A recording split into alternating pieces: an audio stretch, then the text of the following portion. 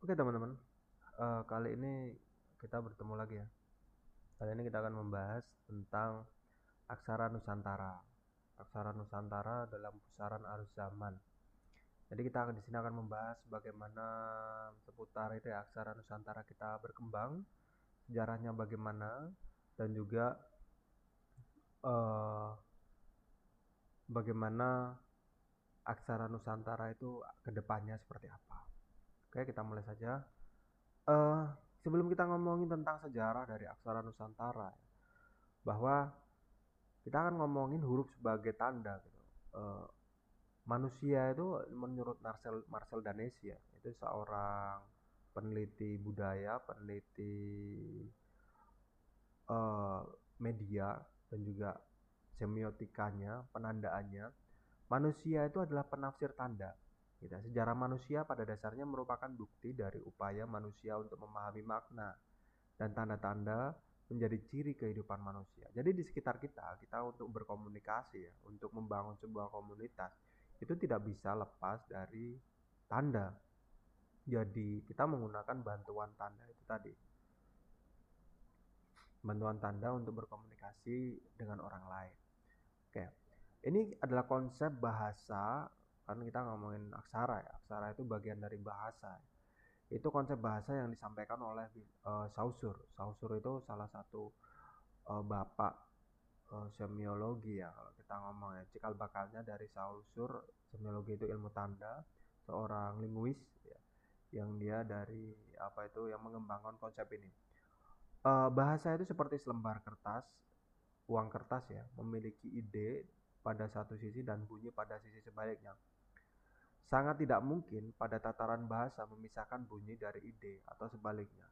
Aksara atau huruf merupakan media penyampai konsep ide. Oke ya. Seperti Anda yang bisa dilihat di bagian A ya, adalah Saussure ngomongin bahwa ada konsep seperti mata uang. Satu sisi itu ada konsep, satu sisi ada sound image. Contohnya gini, kita ngomongin pohon. Saya kan ngomong pohon. Ketika saya ngomong di sini pohon, pohon itu tidak hadir kan dengan di apa di apa itu di diskusi kita ini tidak hadir secara secara nyata. Saya tidak berdiri di samping pohon, pohonnya juga tidak saya hadirkan di sini.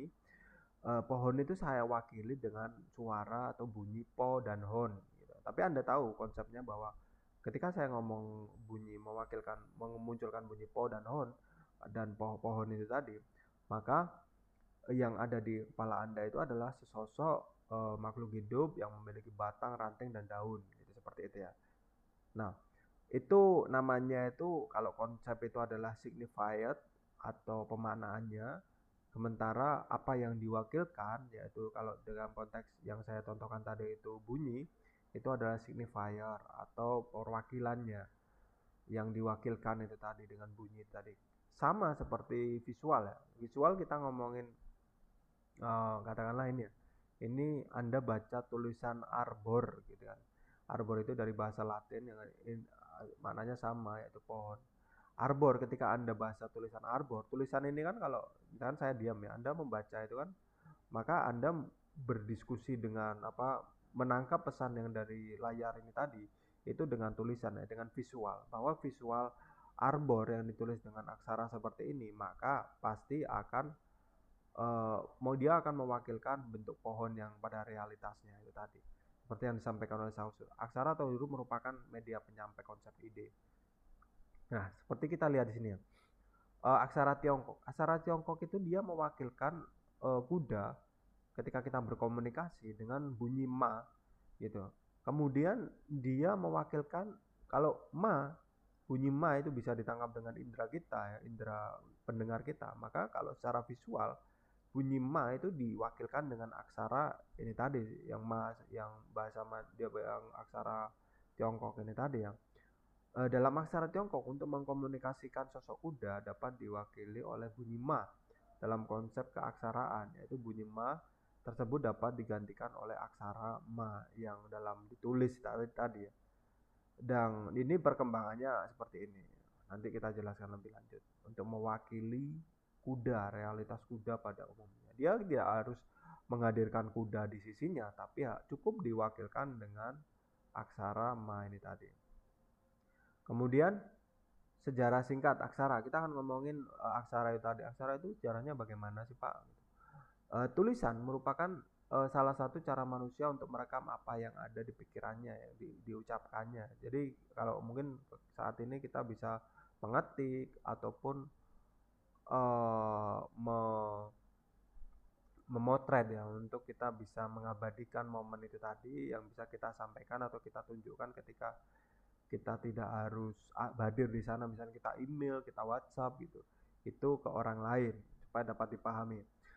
Dapat pula dikatakan bahwa sudah ada dari waktu ke waktu ketika gambar itu tadi atau tanda itu muncul sebagai relasi langsung dengan silabel atau frasa itu tadi sebagai perwakilan ya, seperti yang saya ilustrasikan seperti aksara kuda tadi ya. Aksara pertama yang dipercaya sudah ada itu dari sejak milenium kelima sebelum Masehi ya, di Timur Tengah. Jadi 6.000 tahun sebelum Masehi di Timur Tengah. Aksara ini dikenal sebagai piktogram, yaitu aksara yang dia memiliki kemiripan bentuk dengan gambar aslinya, dengan bukan gambar ya, dengan wujud aslinya gitu ya. Seperti ini kan ada di Gua Magura yang lokasinya itu di Northwest ya. Jadi barat daya, barat daya dari Bulgaria. Ini kan ada kemiripan. Kita bisa melihat orang menari situ, orang menabuh genderang, kemudian ada hewan-hewan yang beranu panjang, apa itu berleher panjang di situ. Nah, kayak gitu. Kita kemudian kalau ngomongin aksara, perkembangan aksara, kita juga ada dua tipe aksara yang digunakan dalam perkembangannya di seluruh dunia. Itu ada dua tipe aksara, yaitu aksara yang dibangun dan tetap memiliki kemiripan dengan bentuk aslinya, yaitu piktogram tadi ya, pictorial grafik tadi ya, pictorial aksara tadi ya, sebagai gambar, yaitu kategori ini termasuk semua aksara yang tidak mengalami perubahan secara signifikan. Bahkan selama beratus-ratus tahun, mereka tetap mempertahankan aksara ini sebagai sebuah gambar atau piktorial. Ini contohnya huruf Mandarin ya. Itu untuk mewakilkan kuda dan gunung dan water ya. Water itu air. Itu mereka mewakilkan dengan awalnya itu dengan kemiripan bentuk dengan objek aslinya. Kemudian dalam perkembangannya disimplifikasikan. Seperti gambar kuda itu kan dia punya kepala, bulu leher, kaki, dan luka ekor. Gunung juga awalnya itu terdiri dari 3 segitiga ya, menjulang ke langit itu seperti gunung. Kemudian water itu seperti aliran sungai gitu, ini kan tepian sungai ini alirannya. Kemudian disederhanakan jadi seperti ini. Oke, kemudian ada di belahan bumi lain ya, seperti hieroglif ya di Mesir gitu. Di belahan bumi lain di benua Amerika itu ditemukan peradaban yang menggunakan konsep piktorial tadi, yaitu misalnya kalau kita bahasa populernya itu bangsa Indian ya, Indian Amerika atau Meso Indian di Amerika, itu dia mewakilkan ini ya, kayak misalnya ini Anda lihat bagian ini kan ada mewakilkan ular, jaguar, bukit, bulan, manusia, dan juga bagian tangan, dan juga bentuk yang terbagi 4 seperti ini dengan bentuk yang mirip gitu dengan wujud aslinya gitu. Misalnya di sini bangsa Maya, Zapotec, Epi Olmec, Aztec, dan Mixtec ini dia penggambaran jaguar itu mirip dengan wujud aslinya supaya memudahkan orang itu untuk memahami kalau dia nggak sedang ngomong jaguar di sini melalui perwakilan aksara tadi ya.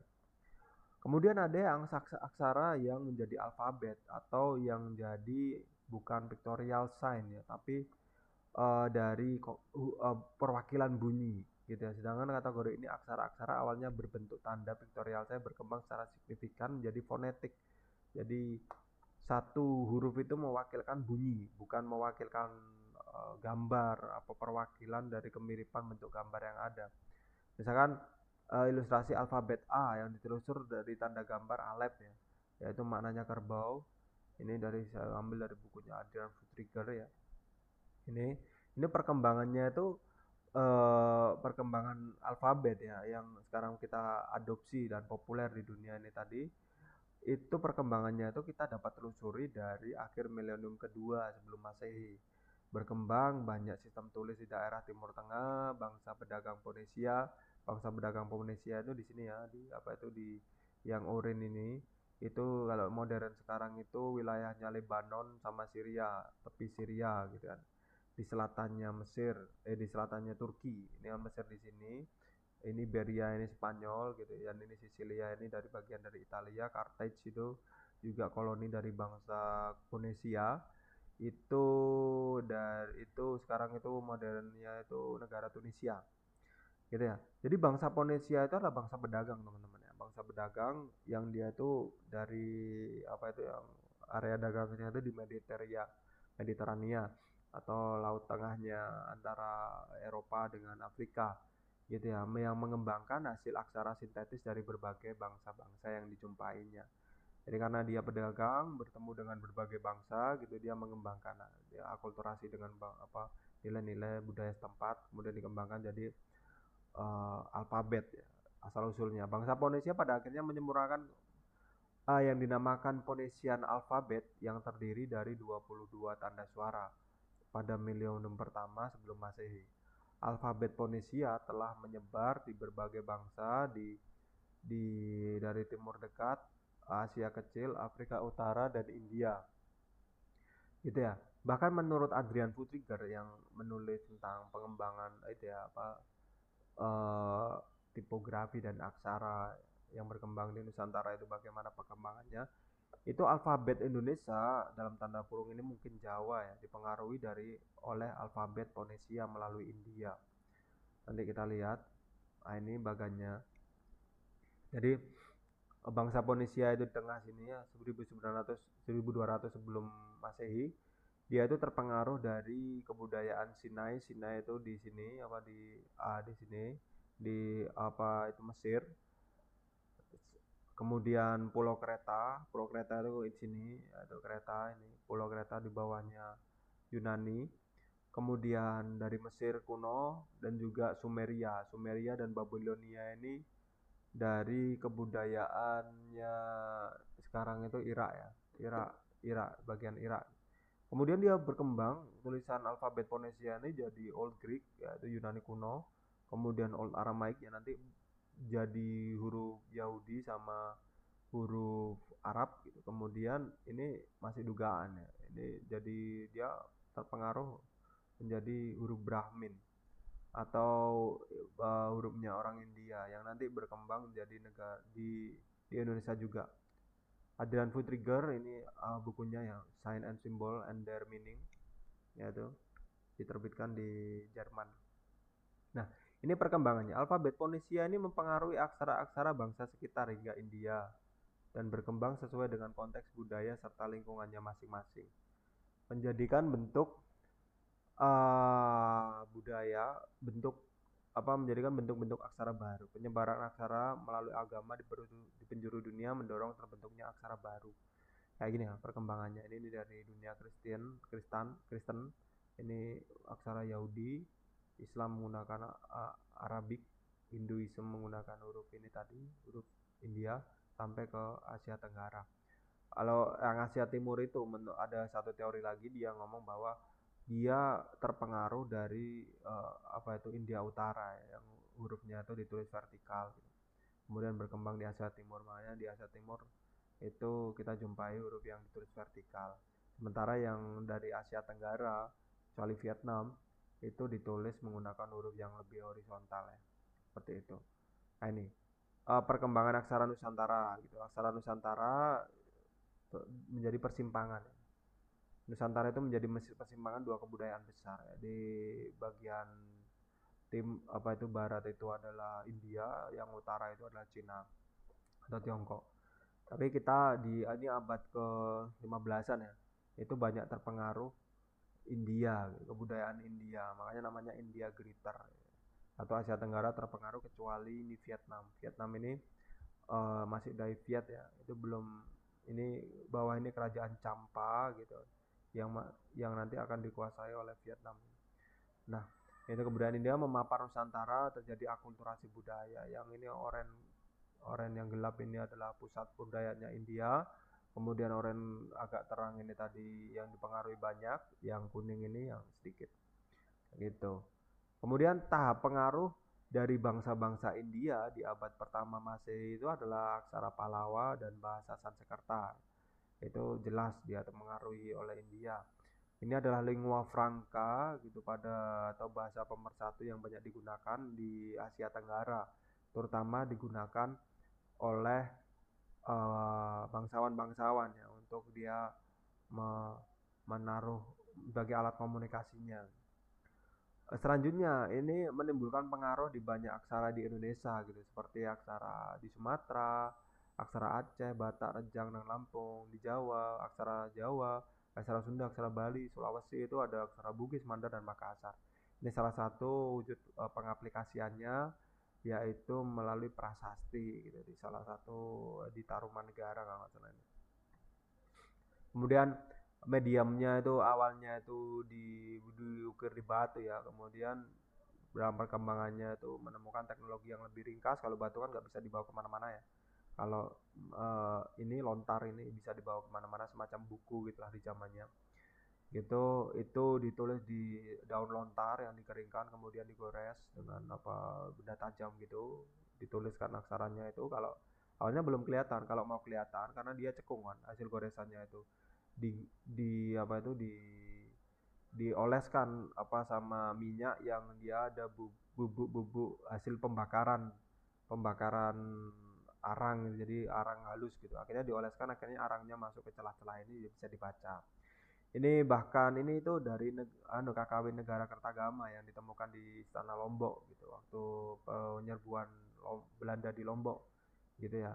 Ini Pancasila ini muncul dari kitab ini ya, Negara Kertagama oleh Empu Prapanca menggunakan aksara Jawa kuno dan bahasa Kawi gitu. Kemudian pengaruh kedua itu selain India ya, kita terpengaruh oleh bangsa Arab sekitar abad ke-12 hingga 14 ya. Kalau Anda mendengar Wali Songo gitu, itu di Jawa terutama ya, itu terpengaruhi oleh bangsa Arab gitu. Jadi bangsa Arab membawa budaya Arab baik untuk berdagang maupun untuk penyebaran agama. Mereka akhirnya mengenalkan memapar masyarakat Nusantara dengan ini ya tulisan-tulisan Arab ini, aksara Arab ini tadi ya, yang berkembang terutama di daerah Melayu, kebudayaan Melayu yang disebut oleh orang masyarakat sana dengan Arab Jawi atau Pegon. Kalau Anda mendengar ya seperti itu. Selanjutnya pengaruh ketiga itu yang terakhir ya, itu datangnya bangsa Eropa melalui penjajahan ya. Tata tulis, mereka menjajah kita, mereka mengenalkan tata tulis untuk apa itu administrasi di daerah jajahan itu dengan huruf Latin yang mereka adopsi. Akhirnya kita juga mengadopsi huruf-huruf tersebut gitu sebagai di banyak naskah ya. Kemudian ini mereka juga memperkenalkan kemajuan pemakaian kertas, penemuan mesin cetak Gutenberg itu di kita gitu, masyarakat Nusantara. Sedikit banyak maka masyarakat Nusantara terpengaruh. Oke, ini adalah bagannya bagaimana kebudayaan India itu bisa mempengaruhi kita dari India Selatan, Pallawa, Kawi, turun nanti dari subnya itu jadi Sunda kuno, Sunda baku, aksara Buddha, Jawa, Bali, Batak dan lain-lain sampai Babayin ini. Ini peta aksara Nusantaranya seperti ini. Selanjutnya adalah ini ada fenomena ya tentang apa itu penggunaan aksara ya. Aksara-aksara daerah itu kondisinya bagaimana sekarang.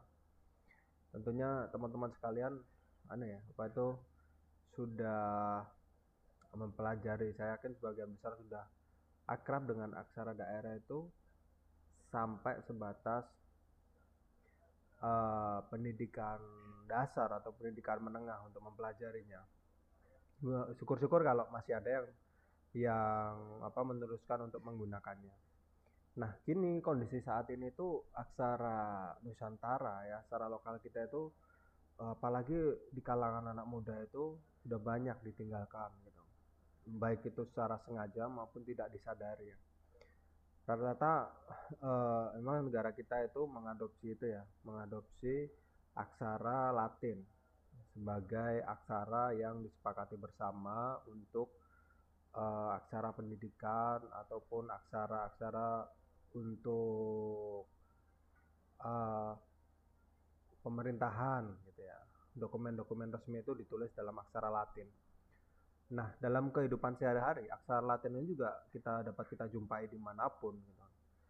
Di sebagian besar ya, itu penggunaan aksara Latin itu untuk komunikasi sebagai alat komunikasi sehari-hari itu menyebabkan dampaknya adalah karena kita sudah terlalu bergantung.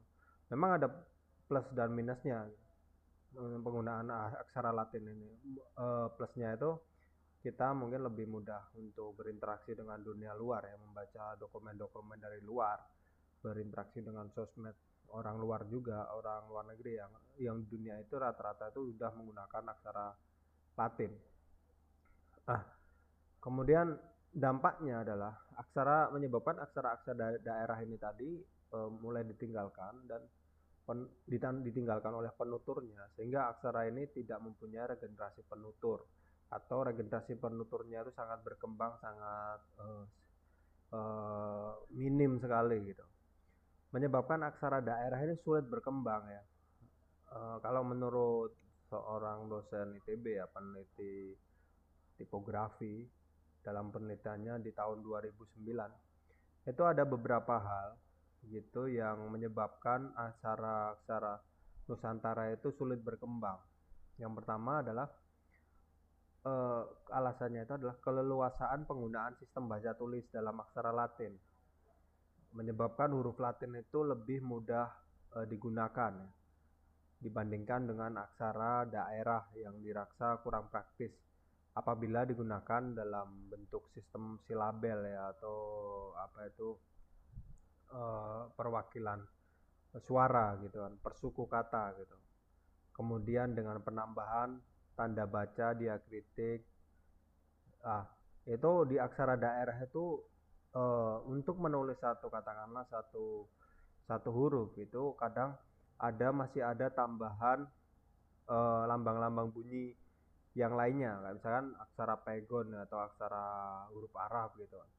Untuk menandakan huruf ini itu bacanya I atau E, itu ada tanda lagi yang digunakan seperti harokat itu ya. Kemudian untuk aksara Jawa juga seperti itu. Apakah dia sebagai O atau I atau E gitu kan, itu ada penambahan goresan lagi di atas atau di bawah apa itu aksara intinya gitu, seperti itu, yang menjadikan aksara Latin itu tadi lebih praktis karena satu huruf mewakili satu lambang bunyi, jadi satu goresan, tidak ada goresan tambahan. Alasan yang kedua itu pada dasarnya aksara daerah itu dipakai untuk berkomunikasi dalam bahasa daerah itu sendiri. Jadi karena kita itu sifat negaranya itu kan bineka ya. Bineka artinya apa? Beragam gitu kan. Beragam. Kita itu kalau menggunakan bahasa daerah itu akan kesulitan untuk berinteraksi dengan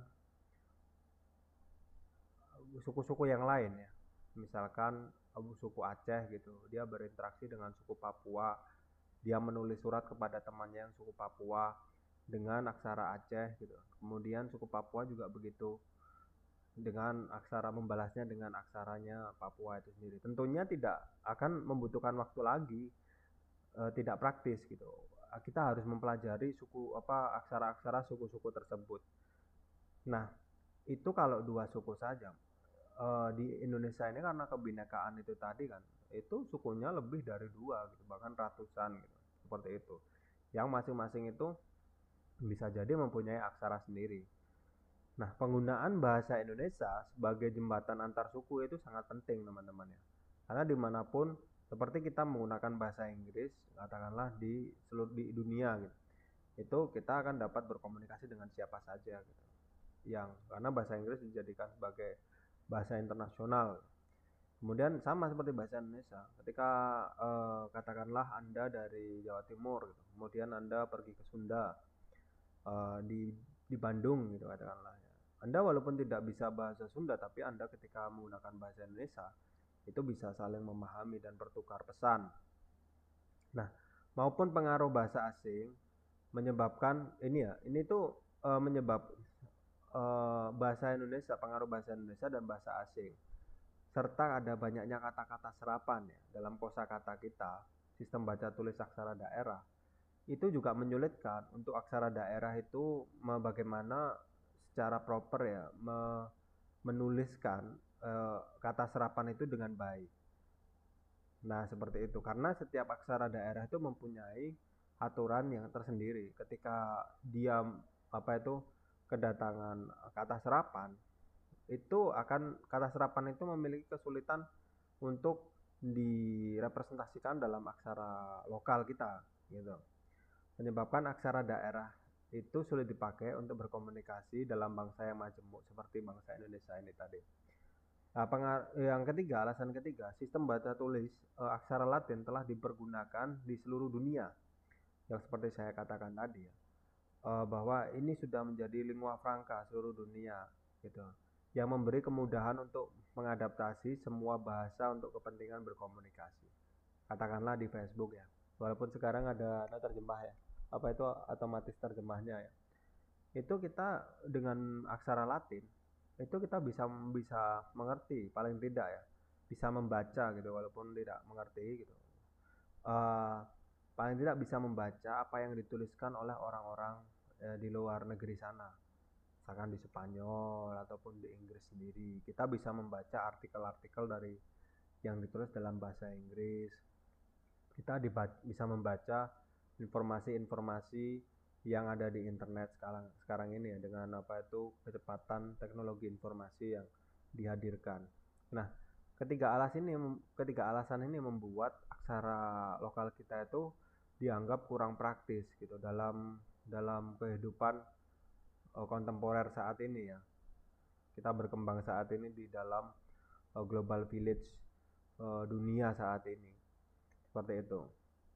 Nah, walaupun kondisinya seperti itu, di Indonesia itu udah banyak upaya-upaya yang dilakukan oleh ahli bahasa, ahli filologi atau ahli naskah kuno ya untuk memperbaiki paling tidak untuk menyelamatkan aksara ini supaya tidak punah.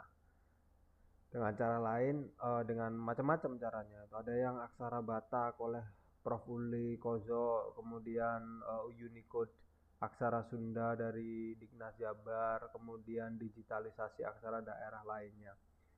Upaya lain itu bisa kalian lihat ya di daerah sekitar Anda, tempat tinggal Anda, di Pemda, Pemkot, itu Dinas DLLAJR, itu dimana biasanya nama jalan ya, nama jalan, kemudian nama gedung itu dia dwi aksara gitu ya, sebagai untuk menyokong itu tadi supaya aksara kita nggak punah gitu, berdampingan dengan huruf Latin. Tapi belum tentu juga orang lokal kita itu bisa membaca aksara lokal yang ditampilkan di jalan ini ya, di Ponorogo itu tadi.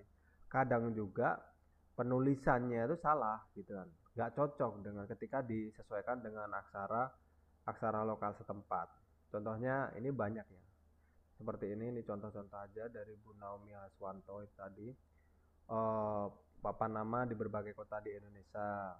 Itu kan ada yang yang menggunakan pegon, ada yang menggunakan aksara Batak, ada yang menggunakan aksara Sunda, ada yang menggunakan aksara lokal Jawa gitu, seperti itu. Nah, menjadi pertanyaan, lalu apa yang bisa kita berbuat sebagai desainer komunikasi visual untuk membantu pelestarian aksara Nusantara tersebut? Salah satu caranya itu bisa dengan ini ya, itu Anda menggunakan teorinya Pak Adi Nugraha ini. Pak Adi Nugraha ini salah satu yang concern di bidang transforming tradition. Jadi revitalisasi tradisi, itu beliau adalah dosen ITB juga. Yang ini tuh teori ini tuh hasil disertasinya di Finlandia. Ini yaitu caranya adalah salah satu caranya itu mentransformasikan tradisi tersebut. Jadi ada nilai-nilai yang sudah tidak sesuai dengan perkembangan zaman kita gitu. Dan itu yang harus ditinggalkan. Tapi di sisi lain ada soulnya terhadap sesuatu hal yang pengen kita transformasikan itu tadi, itu nggak boleh jiwanya itu nggak boleh hilang, harus tetap di situ. Nah, caranya itu menghubungkan dengan kondisi kekinian sehingga tradisi tersebut dapat tetap bertahan. Kalau lebih lengkapnya Anda bisa lihat bahkan yang di bawah ini ya. Itu dia ngomongin tentang bagaimana supaya tradisi dan itu bisa bertahan di era modernitas, antara yang masa lalu bisa tetap ada di apa itu di kemudian hari atau di masa depan gitu. Caranya adalah yaitu mentransformasikan uh, apa itu tradisi tadi ke dunia modern. Tentunya harus ada yang dihilangkan dengan itu tadi ya, apa itu yang seperti saya katakan, jiwa dari tradisi tersebut jangan sampai hilang. Nah, poin utama dari mentransformasikan suatu tradisi adalah memastikan elemen mana yang dari tradisi tersebut yang tidak boleh diubah, gitu ya. Jika salah satu elemen tersebut diubah, maka hasil transformasi tersebut akan kehilangan jiwanya dan identitasnya.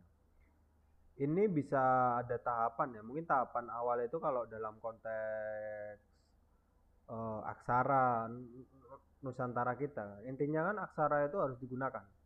Kalau tidak digunakan, berarti aksara itu sudah mati, gitu kan ya. Nah, caranya gimana? Mungkin bisa kita untuk pertama itu menyelamatkan karakternya dulu, memperkenalkan karakter aksara tersebut di dunia kekinian ya. Kita bisa tetap menggunakan basicnya itu adalah uh, aksara alfabet ya, aksara Latin tadi, tapi dengan aksara Latin tadi dirancang sedemikian rupa sehingga dia mampu menampilkan karakter dari aksara-aksara Nusantara kita. Anda pernah lihat kan, teman-teman sekalian itu aksara, misalkan aksara Latin yang dia itu ada nuansa Jepang-Jepangnya gitu. Dia terinspirasi dari kanji katakanlah atau dari hiragana katakanlah, seperti itulah. Nah, seperti itu teman-teman. Ini tidak bisa menyelamatkan, membuat aksara itu langsung bisa diterapkan di masyarakat ya. Kita meninggalkan cara seperti ini, kita tentunya meninggalkan sedikit banyak dari apa itu unsurnya aksara tersebut. Tapi paling tidak dengan cara seperti ini kita itu dapat apa ya, istilahnya mengingatkan kembali ke semua orang bahwa kita itu punya kekayaan budaya aksara Nusantara itu tadi, yang kalau tipografi yang seperti itu digunakan itu bisa bisa paling tidak aksara kita itu ada sedikit denyut gitu ya, sedikit denyut. Nanti ketika hype-nya sudah apa itu sudah terbangun, itu kita boleh nanti itu mau mensosialisasikan dalam tahap lanjutan tentang penggunaan aksara yang sesungguhnya, yang asli itu tadi. Nah, seperti yang penting membuat orang tertarik dulu, membuat orang tertarik. Ketika orang itu sudah tertarik, ketika orang itu sudah cinta terhadap aksara Nusantara itu tadi, maka orang itu akan dengan sendirinya mempelajari aksara Nusantara itu tadi. Oke.